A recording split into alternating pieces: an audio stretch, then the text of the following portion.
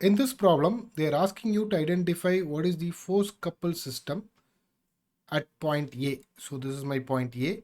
And other than this, they are also asking you what is the resultant and at which point your resultant will be acting. So let us proceed. The first step is we are going to identify what is the resultant. To identify resultant, we required what is the summation of forces with respect to x-axis and summation of forces with respect to y-axis. If you refer this particular problem, all the forces are with respect to y-axis. So in that case, there is no summation with respect to x-axis. So directly we will identify what is your force summation which is with respect to y-axis. I will consider the upward direction as a positive value. In that case, first you have 200. So I will write it as minus 200 because it is acting downward. Then 300 is acting towards upward direction. So plus 300. And 180 is acting towards downward direction. So minus 180. The value will be minus 80 Newton. Since the value here is a negative value, it means the force is acting towards downward direction. So if I draw a simple diagram with respect to this, so you have a force of 80 Newton which is acting at some location towards downward direction. Force 80 Newton which is acting towards downward direction. So I am mentioning it downward.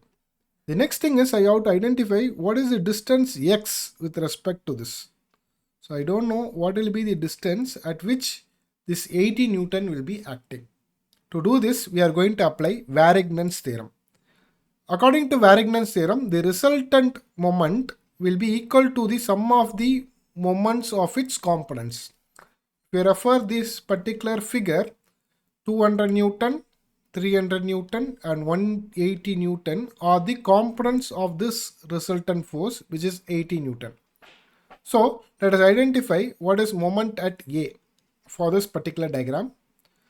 So moment at A, so we consider direction of rotation towards anti-clockwise as positive and clockwise direction as negative. So this force is acting towards downward direction. So it is rotating along clockwise direction. So the formula for moment is force into perpendicular distance. Force is 80. So minus 80 into distance we don't know, that is what we are going to identify.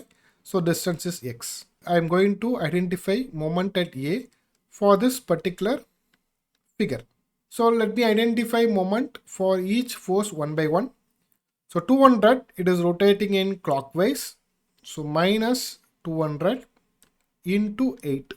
Next 300, it is rotating in anti-clockwise, plus 300 into 18. And 180, again it is rotating in clockwise. So minus 180 into 20 plus 8, which is 28. So minus 200 into 8 plus 300 into 18 minus 180 into 28. The value of this moment is minus 1240 Newton meter. Now you know that, so this is equal to this. So both are moment at A. In that case, I can write it like this. Minus 80 into x is equal to minus 1240. So your x will be equal to 1240 divided by 80. So let us identify what is the value of x. So 1240 divided by 80. You are getting 31 by 2 plus SD, you are getting 15.5.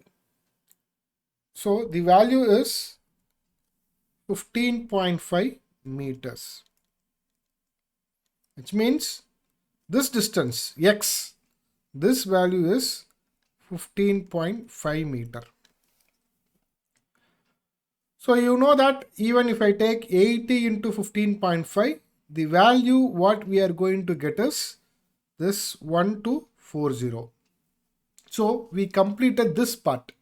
We identified what is the resultant, and also we identify what is the distance of x from point A. The next step is we are going to convert this into a force coupled system. So I have a force of 80 Newton and the distance is 15.5 meters. I'm going to make it as a force coupled system at point A.